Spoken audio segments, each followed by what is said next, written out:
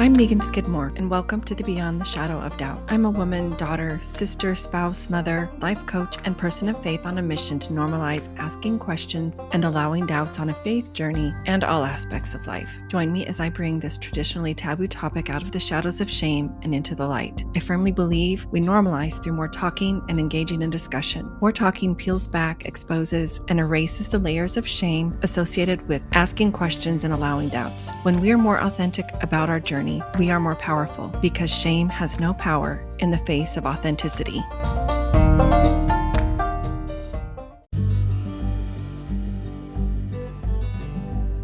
Beyond the Shadow of Doubt podcast is a proud member of the Dialogue Podcast Network, which is part of the Dialogue Journal found at dialoguejournal.com. Founder Eugene England was a Mormon writer, teacher, and scholar who wrote, "My faith encourages my curiosity and awe. It thrusts me out into relationship with all creation and encourages me to enter into dialogue. My hope is that this podcast is an extension of that vision."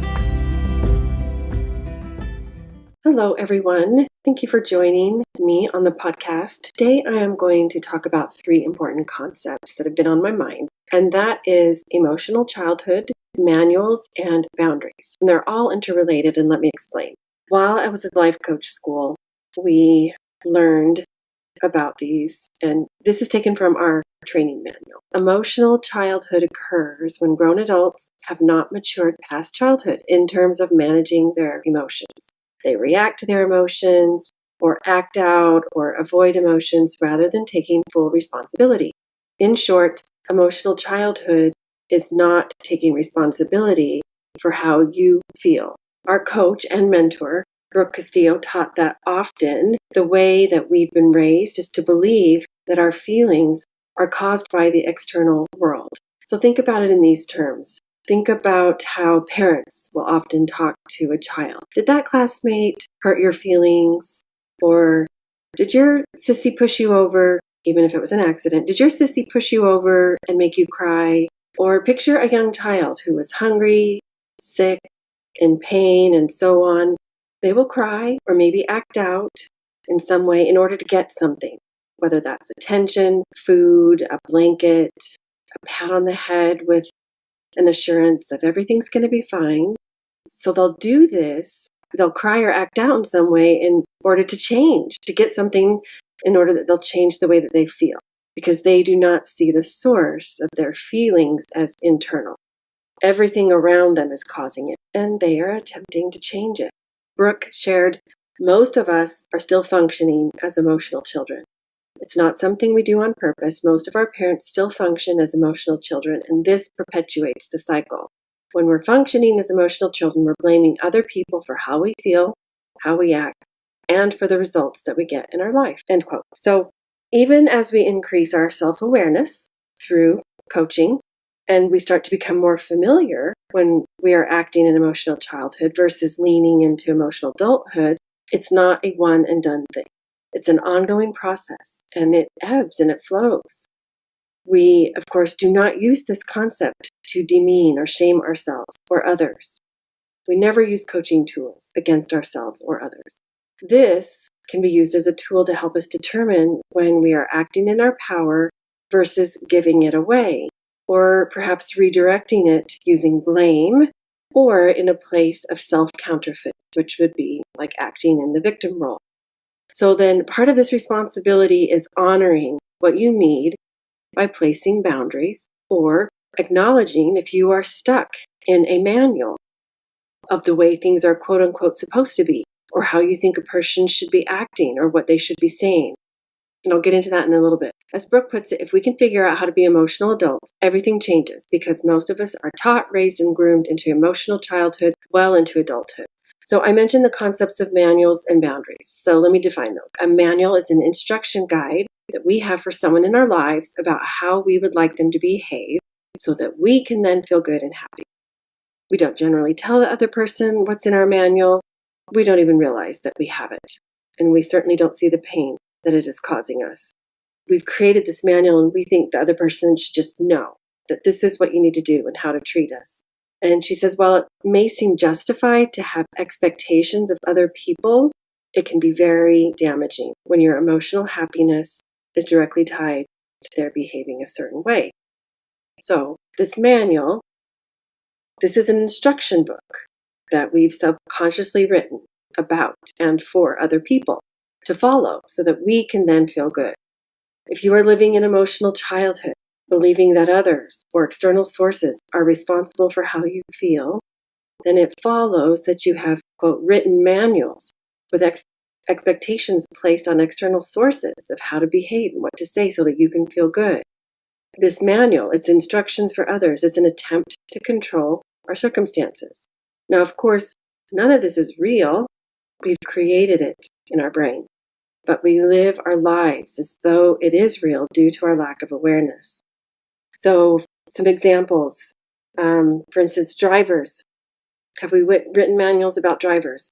Drivers shouldn't flip other drivers off or cut in front of people in the slow lane.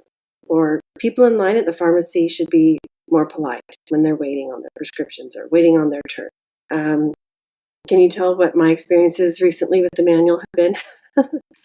Teachers should be patient with students. Or it's rude to walk in the exit door and cut someone off. Children should be seen and not heard. Only believing, whatever that might mean. Only believing members of this congregation should be allowed to participate in XYZ event, and so on. These are all examples of beliefs taken from a manual somebody's written. Now, in our relationships, it could sound like if my child had only gotten, in fill in the blank grade, they would have gotten into XYZ college, or they would have, gotten admitted into this class with this teacher.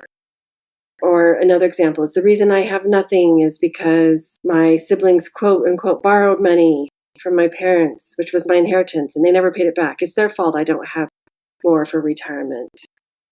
In our textbook, Brooke gave a really good example of a client. And this is just a generic name. Rebecca hates her ex-husband and blames him for everything she's currently struggling with. Brooke says that Rebecca said, often, if it hadn't been for him, I would be successful and wealthy, or he's the reason I have no money and no happiness. And Rebecca, the client, has been divorced for 20 years, and she's still giving this man power in her emotional life. She's letting her story about him cause her to be miserable. And this was 20 years ago. They've been divorced for that long. So many wasted years. Manuals stem from the belief that I would be happier if someone in your life would change. We're giving all of our power to others when we are living an emotional childhood or when we've created manuals that we expect others to live by, and we have a lack of boundaries. So this brings us to the final concept I want to touch on, and that is boundaries. A boundary, again, taken from our manual, is something you create for yourself. It's used in coaching to achieve life-changing results, and this is true. Now, it can be mistaken as a way to control other people, but that's not really the function of a boundary. A boundary includes a request that you make of someone to change a certain behavior and a consequence of what you will do to yourself to protect if they violate that boundary again. It's like, think of an emotional boundary as like a property boundary. It makes a line, or it delineates where one person ends and another starts. It's a way of drawing our circle around ourselves and our behaviors and what we will do or not do. And this promotes healthier relationships, right? It promotes self-responsibility and empowerment. Whereas if you have weak boundaries or no boundaries, that promotes crossover, enmeshment, emotional childhood behavior, and distance. So some examples could be, when you do XYZ thing, I will excuse myself from the room. Or when you arrive home past curfew, I will take the car keys off your hands for 2 days. Now, some boundaries don't need to be spoken out loud. Some are just for you, a commitment to yourself of how you will behave when a personal boundary that you have is crossed. You could tell yourself, when my boss speaks disrespectfully, and you get to define what disrespectfully means, I will no longer engage in that discussion. If my spouse speaks to me with a raised voice, I will state, I will continue this conversation when you lower your decibel level, and then you politely excuse yourself. These are just a few examples. They're actually endless, and they're going to, of course, depend on what your personal situation and circumstances are. So what is coming up for you as you are learning about emotional childhood manuals and boundaries? Maybe you have areas in your life that could use a fresh perspective to bring insight into how to navigate some of your relationships. I would love to chat with you. I'd be honored to help you navigate these. So here's a few ways you can do that. Bring your thoughts to my First Fridays free coaching group, or schedule a one-on-one complimentary chat. If you'd like to go a little deeper, you can schedule a story mapping session. And for a limited time, if you then opt to work with me longer term, the amount of your story mapping session will be applied to your coaching package. I will leave the links to all of these in the show notes to schedule a time to either do a short chat, a story mapping session, or come to my free First Fridays free coaching group. Thank you so much for joining. I can't wait to hear from you. Until next time. First Fridays free coaching, a confidential group to bring all the questions, vent frustrations, share fears, express doubts. Navigating a new and uncertain reality is hard enough. Let's remove the worry of judgment from others. In this group, I will help you help yourself so that you can be there for your child, family, loved ones, and for you too. Click the link in the show notes to sign up. You must complete the agreement. Hopeful Spaces is a Dallas Hope Charities component of Hopeful Discussions, sponsored by Mercedes-Benz Financial Services USA. It's a free monthly parent, ally, or caregiver support group facilitated by Megan Skidmore Coaching. Email chc@dallashopecharities.org for more info. Visit meganskidmorecoaching.com to find this podcast and additional free resources, including the link for a complimentary coaching session. Follow me on Facebook or Instagram for more, or to send me a DM. Help the podcast grow. Please follow, review, and share with a friend.